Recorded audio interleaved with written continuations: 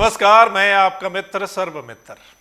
इलाहाबाद उपचुनाव में कांग्रेस ने बीजेपी की तरह किया है, यानी जैसा बीजेपी ने किया टिकट देने के मामले में, उसी राह पर चली है कांग्रेस।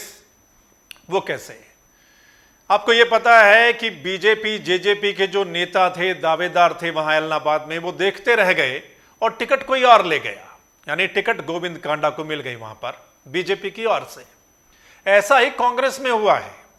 कांग्रेस के बड़े बड़े नेता, बड़े बड़े दावेदार वो देखते रह गए, धुरंधर नेता उनके देखते रह गए, और कुछ दिन पहले ही कांग्रेस में शामिल हुए पवन बेनीवाल टिकट ले गए।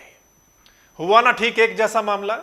जैसा बीजेपी जेजेपी ने किया, ठीक वैसा ही कांग्रेस ने किया इलाहाबाद में। आज पवन बेनीवाल ने अपना पर्चा जो है वो दाखिल कर दिया है, और खबर यह है कि जो बड़े दावेदार थे, एक भरत बेनीवाल थे, पाला सिंह कंबोज थे, एक कैप्टन थे, तो मतलब भरत सिंह बेनीवाल अब नाराज हैं कि उनको टिकट नहीं मिली। आज भी उन्होंने अपने वर्करों की मीटिंग वहां पर बुलाई थी, उसमें बातचीत हुई, और अब ताजा खबर यह है कि कल एक बार फिर वर्करों की मीटिंग भरत सिंह बेनीवाल ने बुलाई है। आज खबर यह भी है कि जब नामांकन दाखिल करने गए पवन बेनीवाल, तो उस वक्त कई कांग्रेस नेता भरत सिंह बेनीवाल के घर पर पहुंचे उनको मनाने के लिए, लेकिन वो नहीं माने। वो बोले कि मैं अपने वर्करों से मीटिंग करूंगा, उसके बाद कोई फैसला लूंगा। मतलब ऐसा लग रहा है, उनके जो वर्कर हैं वो बता रहे हैं कि शायद भरत सिंह बेनीवाल पवन बेनीवाल के समर्थन में नहीं उतरेंगे। चलिए आगे देखते हैं क्या कुछ होता है। तो ये होती है राजनीति। मतलब जो पार्टियों के नेता होते हैं, वर्कर होते हैं, दिन रात लगे रहते हैं, मेहनत करते हैं, लेकिन जब टिकट देने की बात आती है, कोई पद देने की बात आती है, तो कई बार पैराशूट से कोई आता है, और आजकल लोग बोलने लगे हैं किराए पर लेकर उम्मीदवार उतार दिया। ऐसे उम्मीदवार आते हैं, यानी ऐसे नेता आते हैं वो टिकट ले जाते हैं। ऐसा अक्सर होता है, पहले भी होता आया है, अब भी हो रहा है और आगे भी होता रहेगा। वर्कर जो होते हैं, जो नेता होते पार्टियों के, वो लड़ते रहते हैं आपस में, अपनी पार्टियों के लिए आपस में लड़ते रहते हैं, काम करते रहते हैं, लेकिन ऐसे मौके पर किसी और का ही दाव लग जाता है।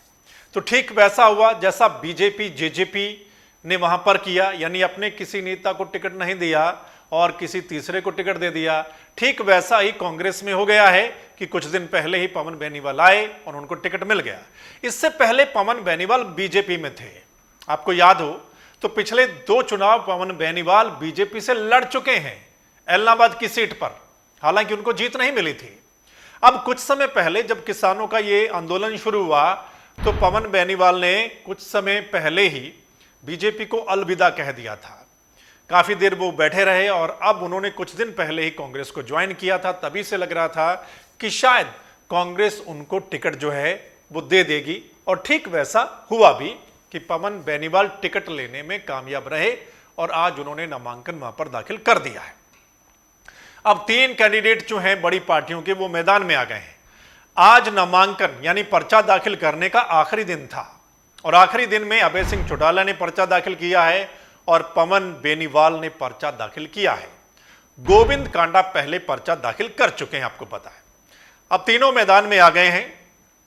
अब किसमें कितना दम है, कौन कितने पानी में है, ये हम भी आपके साथ लगातार चर्चा करते रहेंगे, और 2-3 दिन बाद ही हम इलाहाबाद से ग्राउंड रिपोर्ट आपके सामने रखेंगे, सर्वे आपके सामने रखेंगे कि किसमें कितना दम है। अभी बहुत सारे लोग हमें पूछ रहे हैं कि आप बताइए, आपका जो पोल होता है वो बिल्कुल सही होता है, आप बताइए इलाहाबाद की क्या पोजीशन है। तो कुछ दिन और वेट कीजिए, आपके सामने जो हमारा पोल है, हमारा सर्वे भी आएगा, और उसमें आपको पता चल जाएगा कि कौन कितने पानी में है, कौन कितना दम इन तीनों उम्मीदवारों में से रखता है। लेकिन फिलहाल जो है वो ये कि कल जब बीजेपी के उम्मीदवार ने वहां पर नामांकन दाखिल किया, तो बहुत बड़ा प्रोटेस्ट किसानों की ओर से किया गया था, यानी काफी विरोध किया गया था वहां पर। और खबर यह भी है कि कई गांवों में पोस्टर लग गए हैं, बड़े बड़े होर्डिंग उन्होंने लगा दिए हैं कि बीजेपी के जो कैंडिडेट हैं वो गांव में ना आए, या बीजेपी जेजेपी के नेता गांव में ना घुसें, उनका विरोध किया जाएगा। इसी को लेकर ही आज हरियाणा के मुख्यमंत्री ने भी अपना एक बयान वापस ले लिया। आपको पता है कुछ दिन पहले जो लठ को लेकर उन्होंने बयान दिया था वो आज वापस ले लिया। शायद यही सोचा होगा कि जो विरोध हो रहा है वो कम हो जाएगा। मतलब इसी को देखते हुए मुख्यमंत्री मनोहर लाल खट्टर ने आज वो अपना बयान वापस ले लिया। लेकिन वहां पर इलाहाबाद से खबर है कि बीजेपी और जेजेपी के लिए ये इलेक्शन आसान नहीं है। सत्ता में बैठे होने के बावजूद भी उनका वहां पर फील्ड में उतरना इतना आसान नहीं है, क्योंकि बहुत सारे लोग, बहुत सारे गांव जो हैं उन्होंने होर्डिंग लगा दिए हैं, बड़े बड़े बैनर लगा दिए हैं कि बीजेपी जेजेपी के नेता गांव में ना घुसें। इलाहाबाद में आज नामांकन दाखिल करने के बाद अभय सिंह चौटाला ने दावा किया है कि वो एक बड़ी जीत दर्ज करेंगी। पवन बेनीवाल का पर्चा दाखिल करवाने के लिए कुमारी सैलजा, जो कि प्रदेश अध्यक्ष हैं कांग्रेस की, वो वहां पर आज पहुंची थी। अभी शुरुआत हुई है, अभी प्रचार शुरू होगा, क्योंकि आपको पता है नामांकन का आज आखिरी दिन। अब प्रचार शुरू होगा और प्रचार में जब सभी पार्टियों के धुरंधर उतरेंगे, थोड़े दिन में पता चल जाएगा कि वहां पर क्या नजर आ रहा है। इलाहाबाद जो सिटी है और इलाहाबाद में जितने भी गांव पड़ते हैं, आपको पता है ये इलाका जो है बिल्कुल राजस्थान के साथ सटा हुआ इलाका है, ये पूरा इलाका। तो वहां की हर खबर, अंदर की खबर, अपडेट जो है बड़ी, और सभी बड़े नेताओं के इंटरव्यू हम आपके सामने वहां से रखेंगे इलाहाबाद से। इसलिए अगर आप चाहते हैं कि सही रिपोर्ट आप लोगों तक पहुंचे, ठीक है, अंदर की बात आप लोगों तक पहुंचे, सही ग्राउंड लेवल की रिपोर्ट आप लोगों तक पहुंचे, तो फिर आपने इस चैनल को फॉलो करना है। इस चैनल को फॉलो कर लीजिएगा, सब्सक्राइब, लाइक कर लीजिएगा, इस वीडियो को ज़्यादा से ज़्यादा शेयर कर दीजिएगा ताकि तमाम लोग अपनी राय दे सकें। हमारा मसला क्या है आज का, यानी कि जैसा बीजेपी ने टिकट देने के मामले में किया, ठीक वैसा ही कांग्रेस ने भी किया। इस मसले पर आपकी राय क्या है, आपने हमें बताना है। तीनों कैंडिडेट आपके सामने हैं, अभी आपने बताना है कमेंट करके कि आपको अभी क्या लगता है, और आपने इस चैनल को लाइक, फॉलो भी करना है, वीडियो को शेयर भी करना है। फिर मिलेंगे अगली रिपोर्ट के साथ, तब तक के लिए नमस्कार, आदाब, सत श्री अकाल, राम राम।